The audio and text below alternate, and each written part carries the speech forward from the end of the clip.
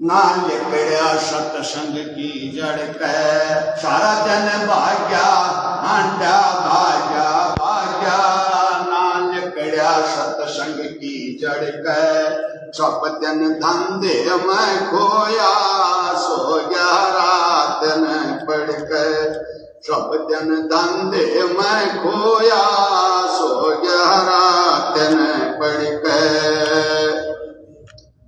सुबह हुई उठ जा गया फिर उसी काम में लग गया सुबह हुई उठ जा गया फिर उसी काम में लग गया सारा दिन हांडा भाग्या भाग्या ना लिकड़िया सतसंग की जड़ गए सब दिन धंधे में खोया सो गया रात न पड़ गए सब दिन धंधे में खोया सो गया रात न पड़ गए।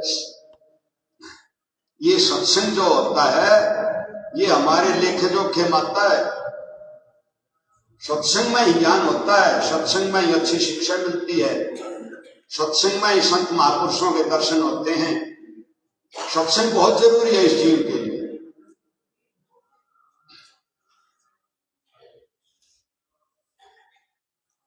फिर क्या कह दिया, कदे सुकर्म कर्म करयाना कदे हरि का नाम लियाना कदे सुकर्म कर्म करयाना कदे हरि का नाम लियाना इन्हें हथा ध्यान करयाना माया बंधी रही कड़के इन्हें हथा दान करयाना माया बंधी रही कड़के सारा दिन धंधे में खोया सो गया रात न पड़ के सारा दिन धंधे में खोया सो गया रात न पड़ के। दान करने में भी नीत नहीं है ना भक्ति में नीत, तो भी उद्धार कैसे होगा। महाराज कहते हैं भाई के दान कर ले के भक्ति कर ले, उद्धार करने के के सत्संग सुन ले, ये दो तीन तरीके होते हैं, तभी तो जीव का उद्धार होगा।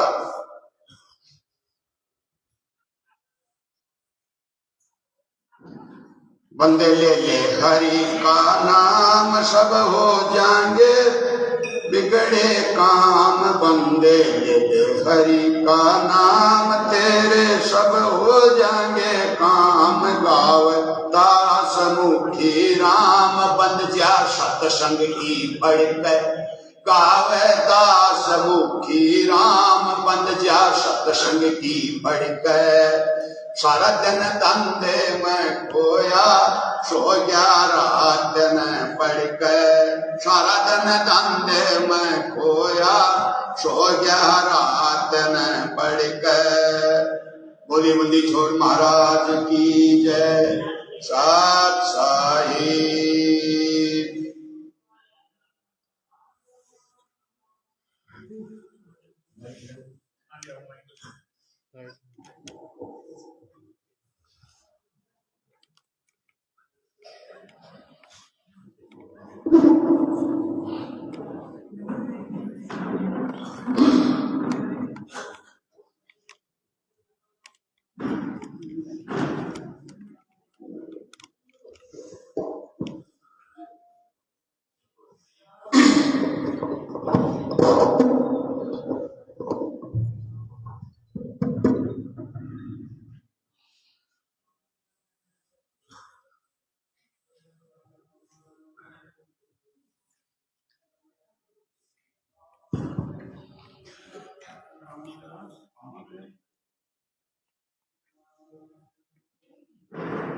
शरणा पुरुष कबीर का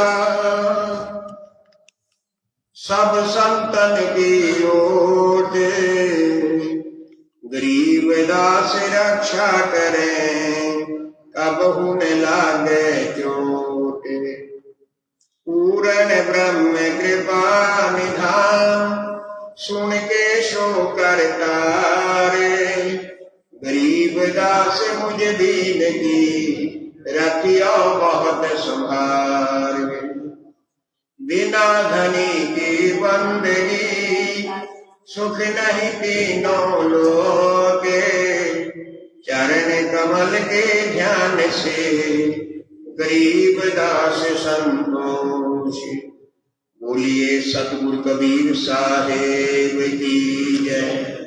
बंदी छोड़ गरीबदास जी महाराज की जय। सर्व संतों की जय। स्वामी जयराम जी महाराज की जय। स्वामी दयालुदास जी महाराज की जय। स्वामी ब्रह्म सागर भूरी वाले महाराज की जय। परम धाम छुड़ानी धाम की जय। सर्व धामों की जय। गौ माता की जय।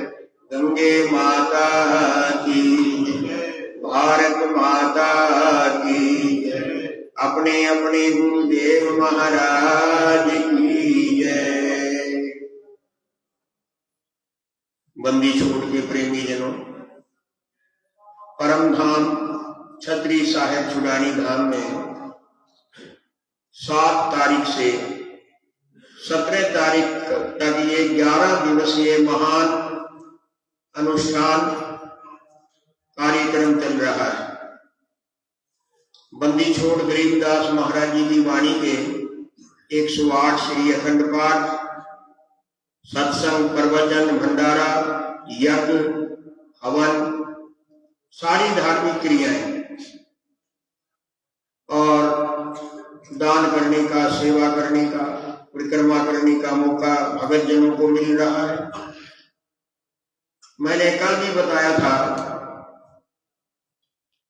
कि ये इस साल में चौथी बार 108 अखंड पाठ हो रहे हैं। पहले जनवरी मास में परम पूजनीय गरीबदास ये पंथ माता श्री ओमवती जी की स्मृति में पाठ हुए। फिर जून के महीने में सदगुरु कबीर साहिब के अवतरण के अवसर पर अखंड पाठ हुए। तीसरी बार भादों के मेले में बंदी छोड़ गरीबदास महाराज जी के निर्माण के उपलक्ष्य में 108 अखंड पाठ हुए। और अब ये जो अखंड पाठ 108 चल रहे हैं, ये सदगुरु ब्रह्म सागर भूरी वाले महाराज जी की स्मृति में चल रहे हैं। इस बीच में स्वामी जयराम जी जो महान योगेश्वर गरीबदास साहिब के ज्येष्ठ पुत्र हुए, उनकी स्मृति में अखंड पाठ हुआ, भंडारा हुआ, उनकी मूर्ति की प्राण प्रतिष्ठा तीसरी मंजिल पर हुई। आज चौथा दिन है। हर रोज रात्रि के समय मैं आधा पौना घंटा सदगुरु ब्रह्म सागर भूरी वाले महाराज जी की दिव्य लीलाओं का प्रसंग के अनुसार आपको श्रवण करा रहा हूं। पहले दिन महाराज जी की बाल लीला, दूसरे दिन किशोर अवस्था की लीला, तीसरे दिन युवा अवस्था की लीलाएं और फिर बड़ी उम्र की लीलाएं भी। आज चौथा दिन। हरियाणा के हिसार का रहने वाला एक गरीब व्यक्ति था कुंदन लाल। नौकरी की तलाश में लुधियाना चला गया। लुधियाना में महाराज जी भूरी वालों के सेवक थे लाला गंगाराम के पुत्र लाजपत राय। उनके यहाँ पर घरेलू नौकर के तौर पर रहता था। लाला जी के परिवार में से हर रोज घंटाघर चौक से और डॉक्टर श्याम सिंह रोड, भारत नगर चौक के पास जहां महाराज भूरी वाले कुटिया में विराजमान रहते थे, हर रोज उनके घर से कोई न कोई व्यक्ति, बल्कि ये कहें कि जितने भी जीव थे वो सारे बारी बारी जाते थे और महाराज जी को भोग लगाने के लिए अपने घर में जैसा भी होता था जरूर अर्पण करके आते थे। परिवार के लोगों के साथ वो हिसार वाला कुंदन लाल भी जाता था। धीरे धीरे उसकी भी श्रद्धा महाराज भूरी वालों के चरणों में हो गई। गरीब घर का लड़का था। महाराज भूरी वालों को दंडवत करता, उनका दर्शन करता, उनके वचन सुनता, उसका मन निर्मल होना प्रारंभ हो गया। दीक्षा भी सदगुरु भूरी वाले महाराज जी से ले ली। अब वो पक्का सेवक बन गया। संतों के सेवक बनने से सारे कार्य सफल हो जाते हैं। लाला जी की तो सरकारी नौकरी नहीं थी, प्राइवेट नौकरी में था, थोड़े पैसे मिलते, लेकिन महाराज भूरी वालों के आशीर्वाद से उसको भारत की नौसेना में, नेवी में नौकरी मिल गई, सिपाही भर्ती हो गए। और नौसेना के, नेवी के लोग तो समुद्र में ही ज्यादा रहते हैं।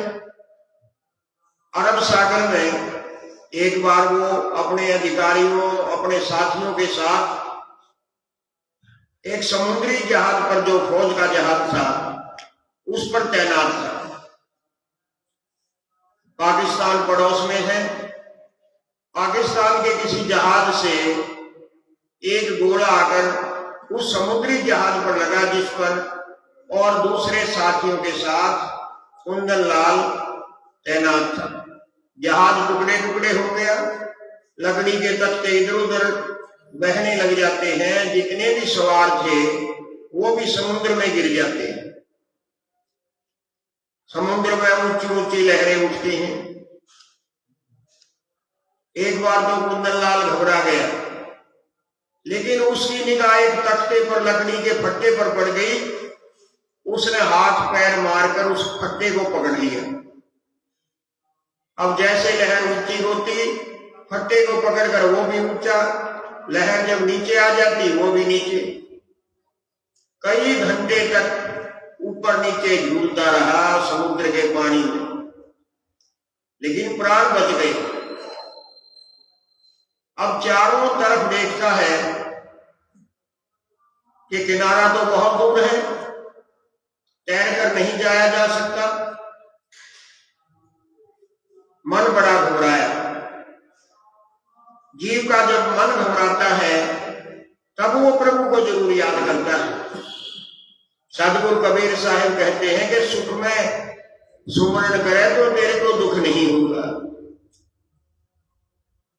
दुख में सुमरण सब करे, सुख में करे न कोई। जे सुख में सुमरण करे तो दुख का ही को होए। अब उसको महाराज भूरी वालों की याद है। हे मेरे दाता, मेरे सदगुरु जी भूरी वाले, मेरे को बचाओ। छोटे छोटे बच्चे हैं। सदगुरु जी के आगे अपने प्राणों की भीख मांगने लग गया। उसी समय एक छोटी सी नाव वहां पर आ गई और एक चलाने वाला अनजान आदमी ने हाथ बढ़ाकर कहा, आजा नाव में आ। दूसरा तो कोई आसरा था नहीं, तुरंत नाव में बैठ गया कि चलो जान तो बच गई, अब किनारा भी मिल जाएगा। बंदी छोड़ गरीबदास महाराज जी ने वाणी में श्लोक लिखा है, साहिब तुम ही दयाल हो, तुम लग हमरी दौड़, जैसे काग जहाज को सूझे और न हो। हे साहिब सिवाय तेरे दूसरा कोई आसरा नहीं। घंटे 2 घंटे तक उसी नाव में अर्ध बेहोशी की हालत में पड़ा रहा। फिर किनारा आ गया। किनारा आया तब तक उसके होश कुछ ठीक हो गए और चेहरा उठाकर देखा कि नाव को कौन चला रहा है। वहां तो साक्षात भूरी वाले बैठे, हाथ में चप्पू लिए, कहने लगे, बच्चों तूने मेरे को याद किया तो मैं तेरे को लेने यहाँ पर आया हूँ। चल उतर जा नीचे, अपने गांव चला लो। और सतगुरु ब्रह्म सागर भूरी वाले महाराज की जय। वहां से कुछ दिन के बाद छुट्टी मिल गई। अपने गांव नहीं गया, हिसार नहीं गया, गुजरात में था उस समय वो। वहां से रेल पकड़कर लुधियाना पहुंचा। पता किया कि महाराज जी कहां पर होंगे। उसको बड़ी प्रसन्नता हुई जब ये पता लगा कि महाराज जी आज लुधियाना में। जाकर दंडौत की, आंखों में आंसू हैं। दंडौत करके ऐसे सिर ऊपर उठाया। महाराज भूरी वालों ने अपनी जप्फी में कोड़ी में ले ली। बच्चू, तूने समुद्र में मेरे को याद किया, मैं नाव लेकर चप्पू लेकर तेरे को लेने आया था। उसको प्रतीत हो गई कि मेरे भक्ति जानने वाले मेरे सद्गुरु साक्षात पार ब्रह्म है। महाराज जी आमतौर पर कहते थे कि जो कोई हमें याद करता है मैं वहीं पहुंच जाता हूं, और जो याद ही नहीं करता तो कैसे आऊं। गरीबदास महाराज जी की वाणी का एक पद है कि जो जन हमारी शरण है, जिसने हमारी शरण ले ली, जो शरणागत हो गया, जो जन हमारी शरण है वाका हूं मैं दास, गैल गैल लाग्या फिरूं जब लग धरणी आकाश। इतनी बड़ी गारंटी देते, जब तक ये ब्रह्मांड रहेगा तब तक मैं अपने उपासक की रक्षा करूंगा, मदद करूंगा, उसको उबारूंगा। अब एक ऐसी घटना बता रहा हूं, आप लोग जानते हैं उस महान शख्स का नाम, आप सबने दर्शन भी किए, जो महाराज भूरी वालों के अनन्य सेवक थे, लेकिन आपको उनका इतिहास नहीं पता कि वो कौन थे। आप सबने देखे हैं, सबने उनको प्रणाम किया है और बहुत बार देखे हैं। कैलपुर गांव लुधियाना जिले में महाराज भूरी वाले 22-23 साल वहां पर रहे। भौरा बना हुआ है, कुटिया बनी हुई है। कैलपुर में ही महाराज जी भूरी वालों को बंदी छोड़ गरीबदास जी ने साक्षात दर्शन दिए थे। महाराज भूरी वाले कुटिया में विराजमान, या तो चबूतरे पर बैठते थे या भौरे में। उसी गांव में एक मुसलमान परिवार रहता था, बकरी चराने वाला। वो बूढ़ा व्यक्ति मुसलमान कुटिया के आसपास जंगल में खेतों में बकरी चराता था। उसके साथ उसका एक छोटा सा पोता था, वो भी जाता था। बीच बीच में जाकर महाराज भूरी वालों को मत्था टेक लेता था। महाराज भूरी वाले उसके सिर पर हाथ रख देते। जब दर्शन करके आता तो उसका दादा उसको डांटता कि बेटा, हम तो मुस्लिम हैं, इस्लाम को मानने वाले हैं, और ये एक हिंदू फकीर है, तू वहां मत जाएगा। लेकिन वो पोता मानता नहीं, हर रोज दर्शन करता और हर रोज आशीर्वाद मिलता। एक दिन वो नहीं आया, अगले दिन आया तो महाराज जी पूछने लगे, बेटा क्या बात हुई, कल तू आया नहीं? कि महाराज जी क्या बताऊं, मेरे दादा ने मेरे को बहुत गुस्सा किया, डांट मारी, और फिर घर जाकर मेरे पिता को भी मेरी शिकायत की कि एक मुस्लिम होकर ये बाबा भूरी वाले हिंदू फकीर का दर्शन करने जाता है। महाराज जी कहने लगे, अच्छा और क्या कहा? कि ये कहा कि हमारे अल्लाह ताला से बड़ा इस संसार में कोई नहीं, ना तो कोई फकीर है, ना कोई साधु है, ना कोई संत है। महाराज भूरी वाले कहने लगे, अल्लाह ताला तो बड़ा है, इसमें कोई शक नहीं, लेकिन बेटा तू आज एक काम करना, रात को जब सब लोग भोजन कर लें तो तू अपने दादा से कहना कि दीपक बुझा दो घर में जिससे रोशनी होती है, और अपने अल्लाह ताला की इबादत करो और अल्लाह ताला को बुलाओ और वो रोशनी करे। उसने यही किया। और फिर बेटा ऐसे करना, अगर अल्लाह ताला आकर रोशनी कर दे तो ठीक है, और नहीं तो तू कहना कि दीपक को बुझा दो और मैं भूरी वालों को बुलाऊंगा रोशनी के लिए। जब दादा को ये बात कही, दादा कहने लगा, बेटा हमारे इतने अच्छे भाग्य कहां के अल्लाह ताला हमारे घर में दीदार नहीं, इतने भाग्यशाली हम नहीं। लेकिन बच्चे ने जिद लगा ली, दीपक बुझा दिया, चारों तरफ अंधेरा हो गया। कहने लगा अपने पिता को, दादा को, कि आप अपने अल्लाह ताला को बुलाओ। अल्लाह ताला ने कहा आना था। 10 मिनट 20 मिनट आधा घंटा सब लोग अंधेरे में बैठे रहे।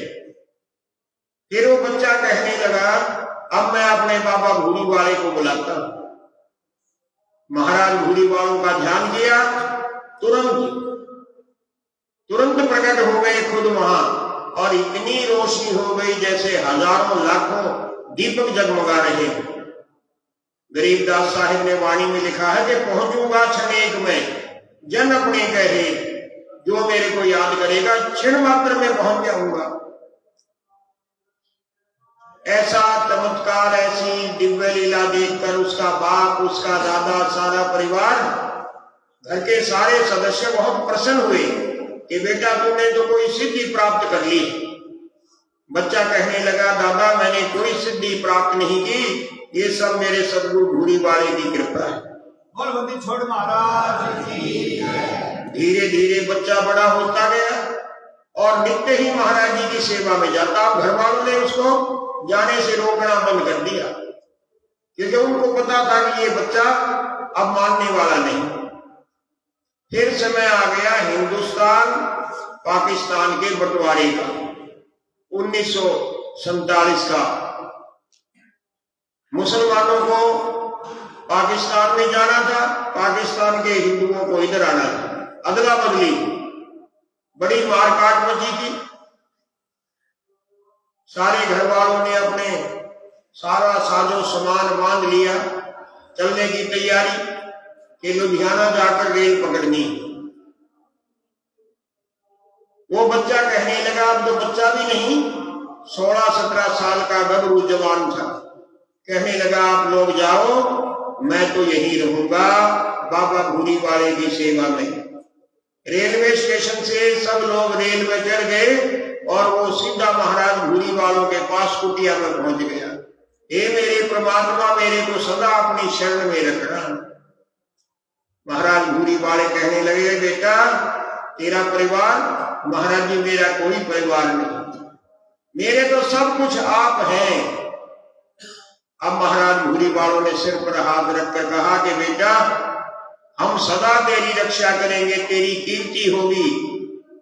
छुड़ानी धाम छतरी साहिब की सेवा में जीवन लगा ली, और वही हुआ। अब आप लोग समझ गए होंगे कि वो मुसलमान का बच्चा गबरू जवान कौन था। वो थे परम पूजनीय ज्ञानदास जी महाराज।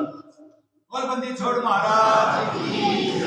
ज्ञान जी को छुड़ानी का बच्चा बच्चा जानता है, वृद्ध जानते हैं। छतरी साहिब मंदिर में अगर आज तक किसी ने सबसे ज्यादा सेवा की है तो ज्ञान जी ने की।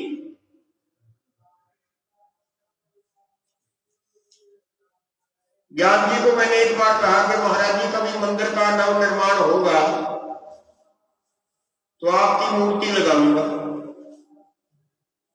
कहने लगे मेहरबान जी अगर आपने मेरी मूर्ति लगा दी तो उसी दिन मैं आपसे नाराज हो जाऊंगा। मैंने कहा कोई परवाह नहीं, आप 100 बार नाराज हो, लेकिन आपकी मूर्ति मैंने महाराज भूरी वालों के बगल में हर हालत में लगानी है।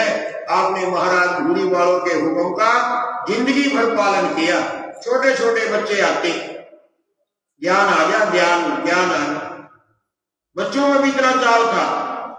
और ज्ञान का एक अर्थ होता है आनंद, कि कोई बहुत ज्ञान आ गया, बड़ा मजा आ गया। वो सबको आनंद देने वाले थे।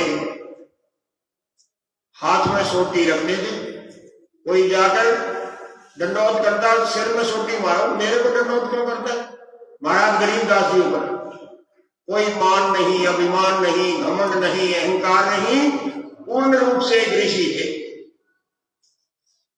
पूरा पूरा दिन बैठकर खड़े होकर सेवा करवाते थे। धन्य है ऐसे हमारे महर्षि। अब महाराज भूरी वालों की कृपा देखो किस किस पर होती है। कोई ये सोचे कि महाराज जी तो पंजाब के लोगों की बात बताते हैं, आ जाओ हरियाणा की बात और इसी छुड़ानी धाम की बात। हमारे गांव में 4 पाने हैं। एक पाना है शिवलाल, ये आजाद बैठे हैं, इनको बिचले भी कह देते हैं। इनमें एक भगत था मौजी राम, सहवाग परिवार। मौजीराम महाराज भूरीवाल का अनन्य भगत था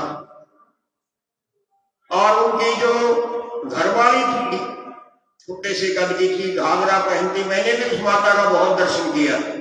आखिरी समय तक भी महाराज भूरीवालों की कुटिया में आकर मत्था टेकती थी बड़े प्रेम से। मौजीराम ने एक बार महाराज भूरीवालों को कहा कि महाराज जी, मेरी हार्दिक इच्छा है कि आप मेरे घर में भोजन करो। महाराज भूरीवाले कहने लगे, हम किसी के घर में भोजन नहीं करते, हम तो यहाँ छतरी साहिब में भी जो प्रसाद होगा वही खाएंगे। उसने हठ पकड़ लिया, रोने लग गया। महाराज भूरीवाले कहने लगे, अच्छा ऐसे करना, रोटी परोस कर उसके सामने बैठकर हमारा ध्यान करना। उसने ध्यान किया तो क्या देखता है, महाराज भूरीवाले साक्षात बैठे और मौजीराम का लड़का था सूरत सिंह, छोटा लड़का। ये बहुत पुरानी बात नहीं है, इस गांव के सैकड़ों आदमियों के आंखों के आगे की घटनाएं। छोटे वाला बच्चा था सूरत सिंह, बीमार होकर मर गया। वैद्य ने कह दिया कि इसकी नबज नहीं चल रही। चलो कोई बात नहीं, परमात्मा की जैसी इच्छा। बच्चा हट गया। हमारे हरियाणा में हटना कहते हैं बच्चे का मर जाना, छोटे बच्चे का। उसका अंतिम संस्कार बच्चे को तो दबा देते हैं, अग्नि संस्कार तो करते नहीं। उसकी माता कहने लगी, चलो ठीक है, बच्चा मर गया, मैंने छाती पर पत्थर रख लिया, जाते जाते छतरी साहब में ले जाओ, वहां पर भूरीवाले महाराज जी आ रहे हैं चुबारे में, उनको मत्था टिकाना। लोग कहने लगे कि मरे हुए शरीर का क्या मत्था टिकाना। बुढ़िया कहने लगी, नहीं जरूर। उसके अंतर में कोई विश्वास था। सब लोग आ गए, महाराज भूरीवालों के पास ले गए, बच्चा महाराज जी के आगे रख दिया। महाराज भूरीवाले कहने लगे, मौजीराम क्या बात है कि महाराज जी ये हट गया है, मतलब मर गया है। महाराज जी ने उसके माथे पर हाथ फेरे, कहने लगे, थोड़ा सा पानी ले आओ और मेरे दाहिने पैर के अंगूठे पर डालकर इसके मुख में डाल दो। मौजीराम ने ऐसा किया, लड़का जिंदा हो गया। बोलो बंदी छोड़ महाराज की जय। फिर वो सूरत सिंह फौज में भर्ती हो गया। हमने भी दर्शन किए हैं सूरत सिंह के, उनके परिवार के भी, आज भी उनका परिवार है। ये महाराज भूरीवालों ने ऐसी अलौकिक और दिव्य लीला 500-700 दिखाई, मैंने कल भी बताया था। अब चलो फिर वापस पंजाब में चल पड़ते हैं। पंजाब का एक गांव है चौंदा, वहां पर कुटिया बनी हुई है, बल्कि 2-3 कुटिया है, मेरा जहां तक ख्याल है 2 जरूर है। बड़े प्रेमी भगत थे। उस गांव से महाराज जी का बहुत लगाव रहे।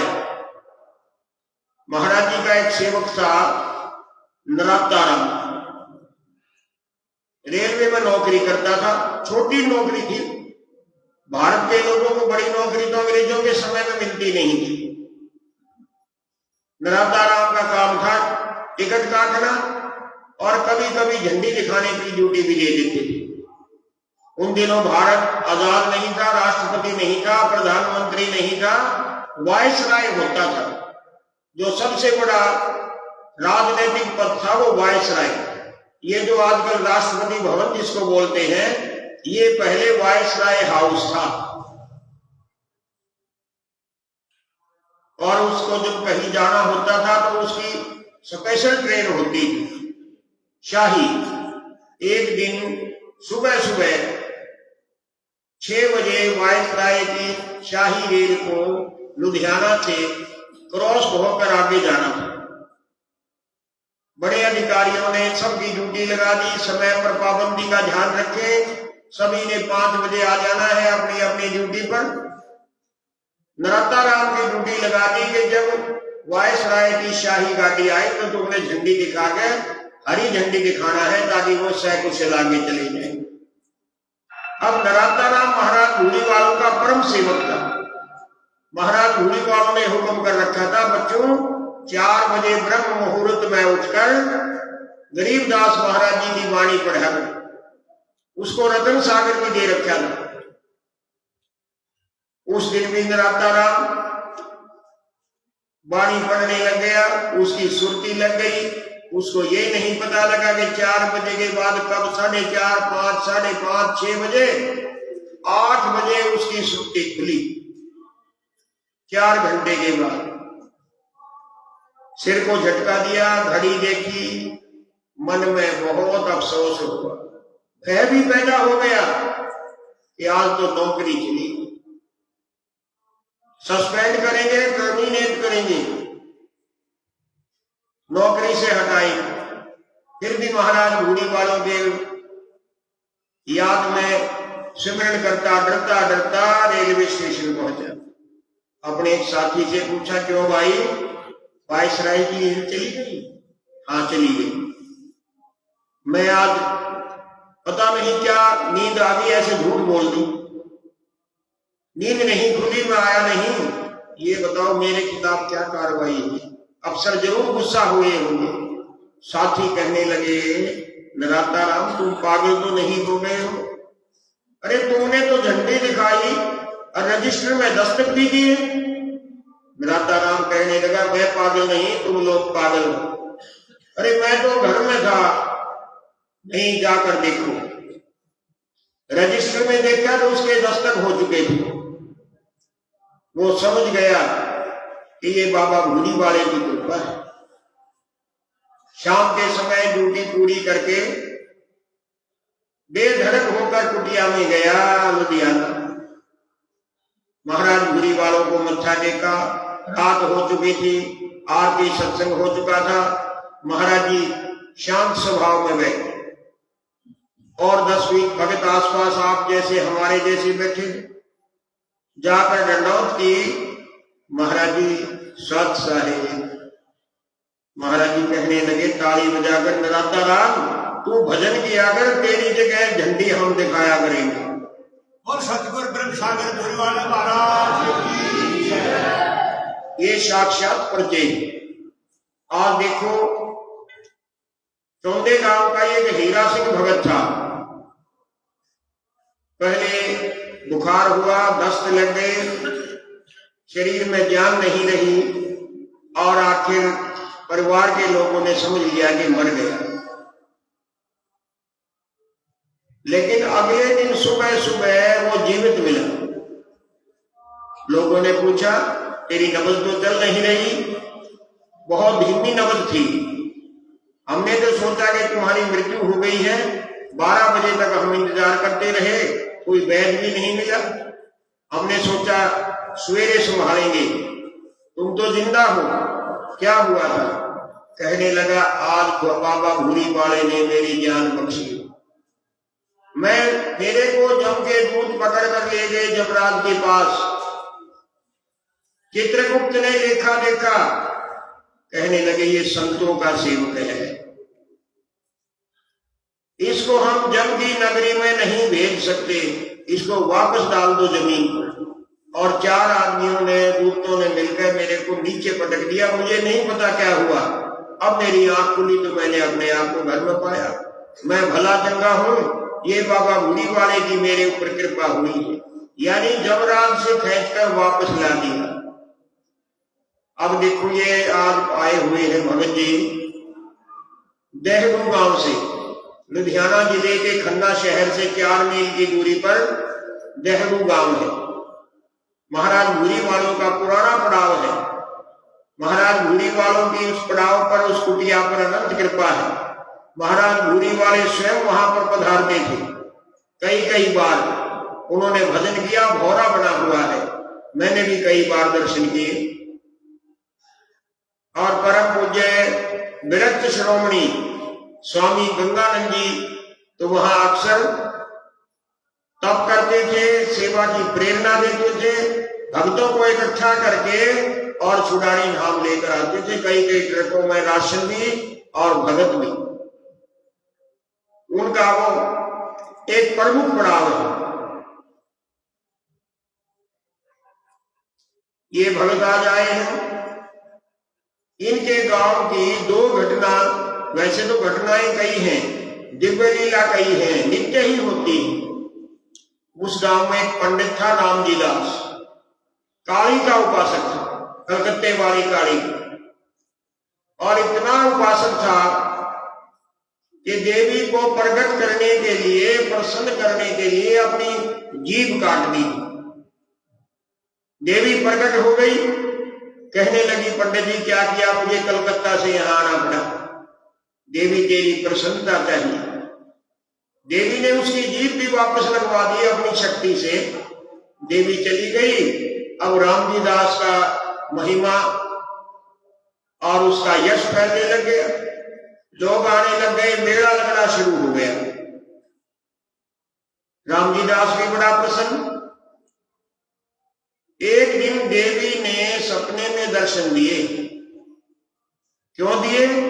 क्योंकि किसी सज्जन ने रामजी दास को बोल दिया कि आज तेरी वाह वाह बहुत हो रही है, लोग मत्था टेक रहे हैं, मेले लगने शुरू हो गए, लेकिन तू नुगरा है, तूने आज तक गुरु धारणा नहीं की। बस उसको बात लग गई। अब दूसरे से किससे पूछता? वो तो देवी का उपासक था। देवी की उपासना की कि देवी गुरु धारणा करनी है, किसको गुरु धारण करूं?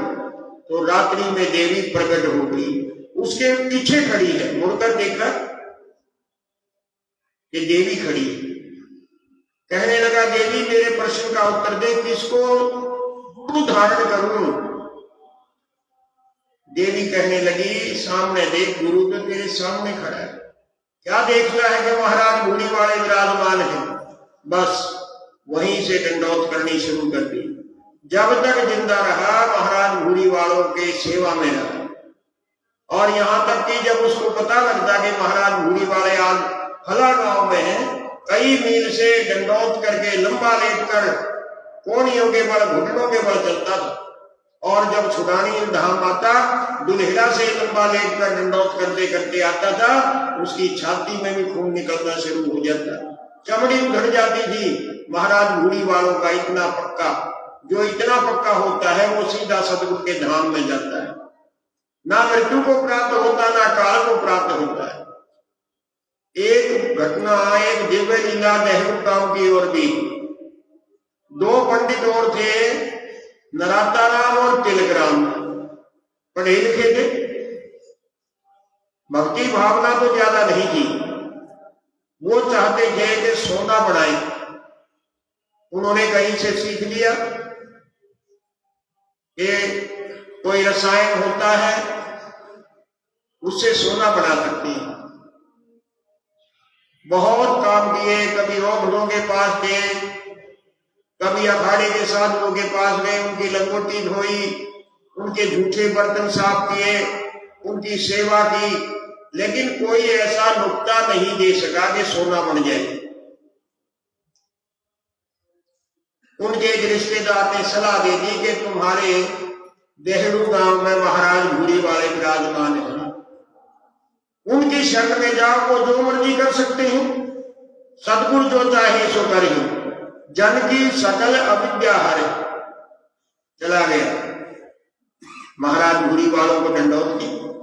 महाराज जी आप सब कुछ देने वाले हैं, हमें कई साल हो गए, अनेक उपाय कर लिए, हम सोना बनाने की विधि नहीं सीख सकते।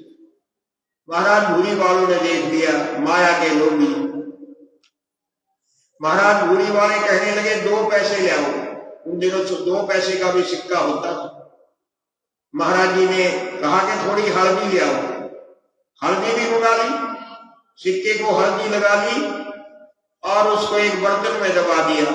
और महाराज जी ने अपने गंगा सागर के जल का सिक्का दिया, कहने लगे खोल के देखो। दोनों भाइयों ने, तिलक राम नराता राम ने देखा कि सचमुच में सोने का सिक्का है। बड़े प्रसन्न हुए, कहने लगे महाराज जी ये विद्या तो हमें भी सिखा। महाराज जी कहने लगे सोना बेचकर सेठ बनना चाहते हो, मुक्ति कैसे होगी? तब महाराज जी ने उनको ज्ञान का उपदेश दिया और दोनों महाराज जी के सेवक बने रहे। सोना बनाने का ख्याल छोड़ दिया, संतों की सेवा में जीवन गुजार दिया। महाराज गरीबदास जी ने एक बार एक सिद्ध को दिया था मंत्र, जो कहता था कि मैं सोना बनाने का रसायन अपने सिर की जटाओं में छुपा कर रखता हूं, मैं आपको दे दूंगा, सोना बनाओ भंडारे करो। महाराज भूरी वाले कहने लगे, इधर आओ। महाराज जी गरीबदास जी एक ही स्वरूप थे। गरीबदास साहिब उनको खेत में ले गए, कहने लगे मैं लघु शंका करने जा रहा हूं, तुम यहाँ खड़े रहो झाड़ी के। महाराज जी ने लघु शंका की, अपने गंगा सागर से हाथ धोए, फिर उसको बुलाया कि जरा इधर झांक के देख। जहां पर लघु शंका की थी, पेशाब किया था, खेतों में तरेड़ दरार तो होती है। कहने लगे इस दरार के अंदर झांक कर देखा। सिद्ध जी ने देखा, उस दरार के अंदर उसको अथा सोने का, मोती, हीरे, जवाहरात, माणिक का भंडार दिखाई दिया। बस समझ गया कि तू कोई सिद्ध नहीं है, तो सिद्धों के भी सिद्ध हैं। महाराज जी गरीबदास जी ने वाणी में फरमाया है, पारस की खान तो मूत्र की धार में, कहा मोती हीरा लाल है रे। बंदी छोड़ महाराज। अब महाराज जी भूरी वालों की कितनी दिव्य लीलाओं का वर्णन करूं, कुछ याद आ जाती है और कुछ को भूल भी जाता है। बहुत से महापुरुषों के श्रीमुख से सुनी है कि महाराज जी कैसे अपने भक्तों की लाज रखते थे, कैसे अपने भक्तों की रक्षा करते थे। सो प्रेमियों, आज यहीं पर कथा को पूर्ण कर रहा हूं। और रामदर्शन भगत जी ने पहले भी शब्द सुनाए, 2 शब्द और सुनाएंगे, उसके बाद प्रसाद वितरण होगा। बोलिए बंदीशोर महाराज की जय। के विशाल विशाल सतगुरु अजल दिगंबर जीर, भगत हित काया दर आए, अवगत सत कबीर, नानक दादू यद में अदादू, तेरी जान के वट सही, सुख सागर के हर से आए, भगत हिरंबर उर धरी, कोटे मान पर काश पूरण, रोम रोम की लारन, अजले अभंगी है सत्संगी, अवगत का दीदार है, धन सतगुरु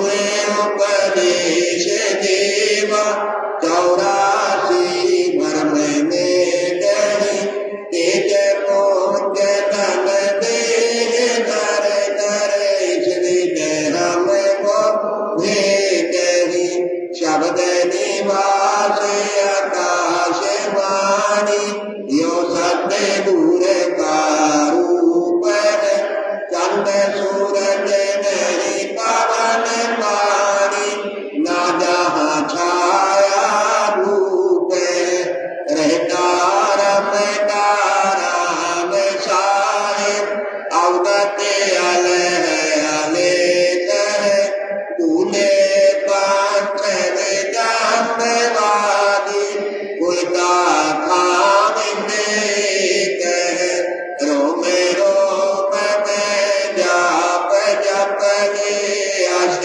कमल दल मेल, सुरत निरत को कमल पचो, जबी पट दिन तेल है, हरदम को हनो जे हाजर त्रिवेणी, देती है दास गरीब कबीर, सत्य कबीर है, हरदम को हनो जे हाजर त्रिवेणी, देती है दास गरीब कबीर, सतगुरु बंदी छोड़ कबीर है, बंदी छोड़ कबीर है। साथ सारे जो गांव के सेवादार हैं, प्रसाद बांटना शुरू करो। ठंडी का मौसम है। राम दर्शन भगत जी बैठे बैठे 2 भजन सुनो।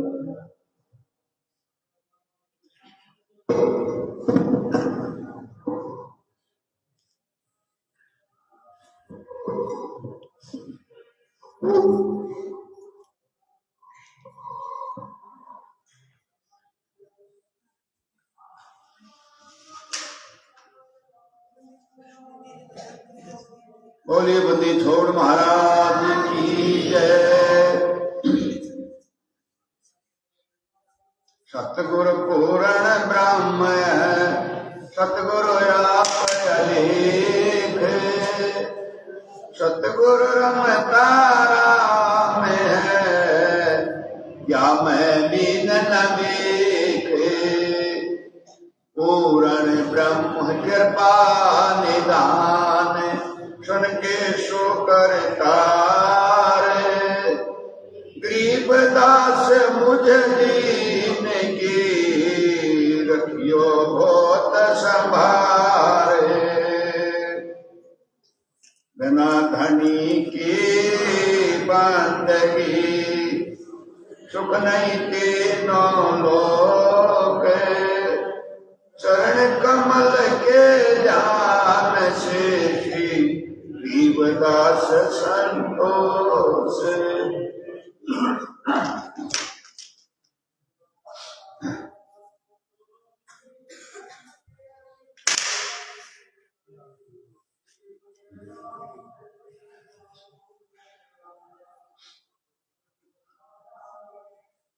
हाँ लाग रही महाराज मस्तक लाग रही।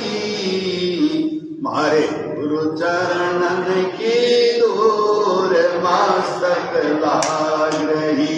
मारे गुरु चरणन की दूर मस्तक लाग रही।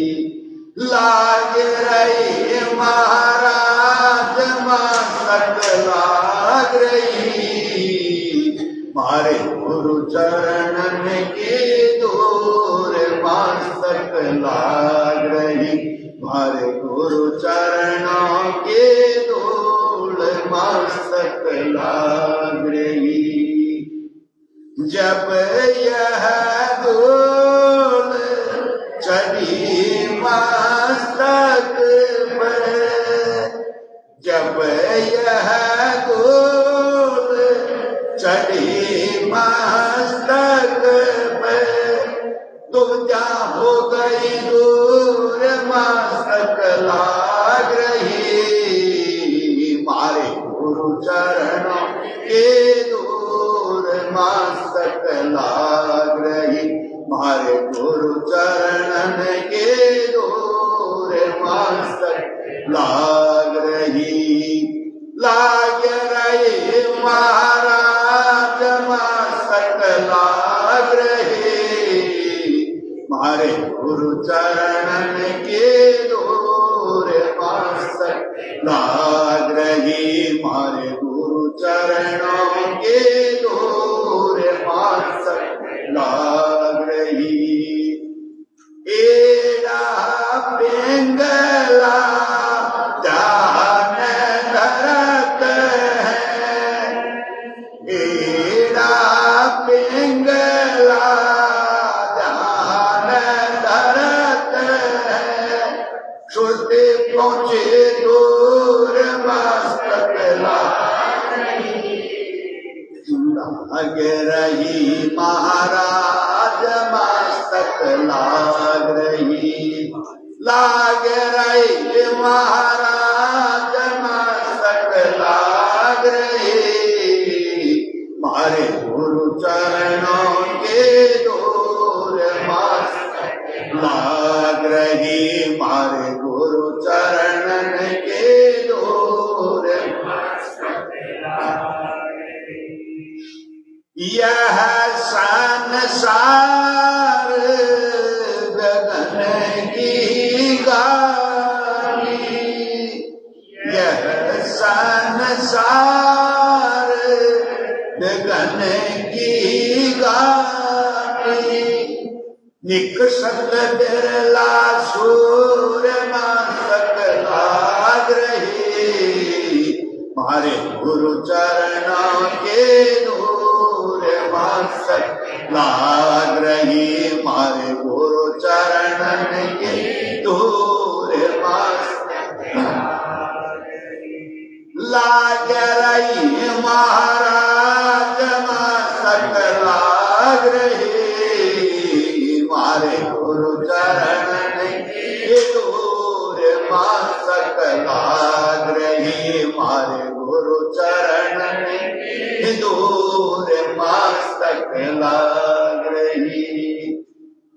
प्रेम भक्ति गुरु रामानंद जाए,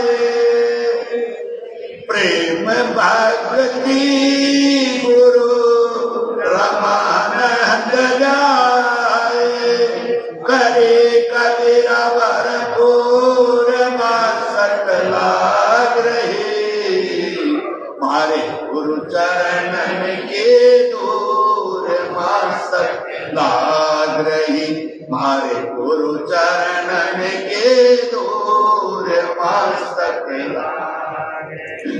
लाग रही, महाराज मस्तक लाग रही, मारे गुरु चरणन के दूर मस्तक लाग रही, मारे गुरु चरणन के दूर मस्तक लाग रही।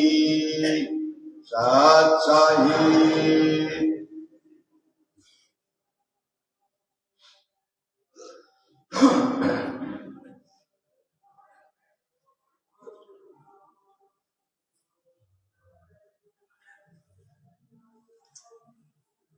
ये जागे सखी उठे जागे तेरा सतगुरु आया, जागे सखी उठे जागे तेरा सतगुरु आया, सतगुरु आया तेरा मालक आया, सतगुरु आया तेरा मालक आया, जागे सखी उठे जागे तेरा सतगुरु आया,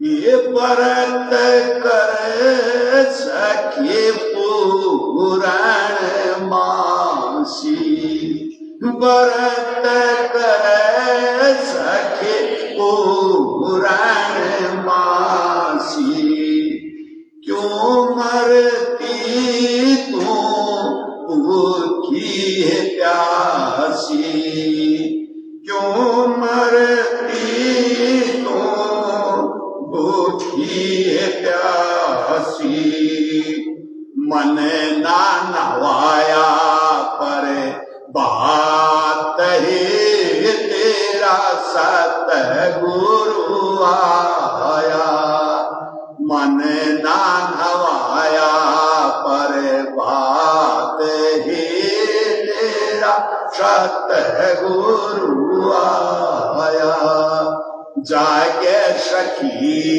उठे जागे तेरा सतगुरु आया,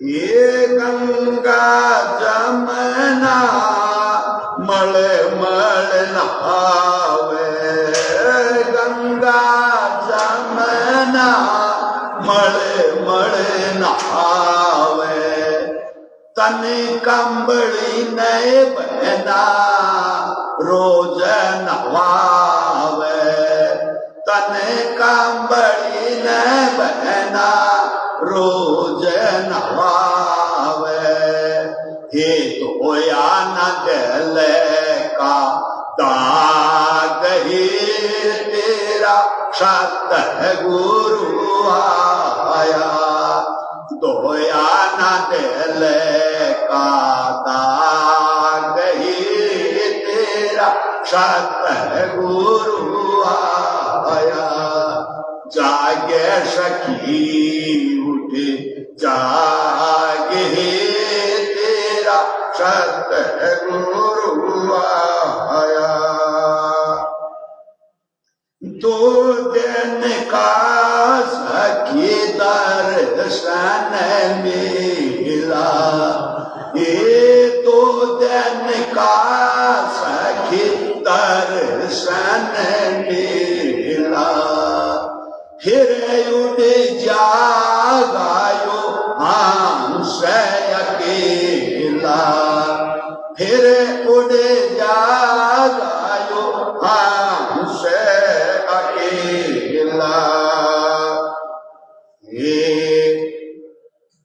सूना रहेगा तेरा बाग ही, तेरा सतगुरु आया।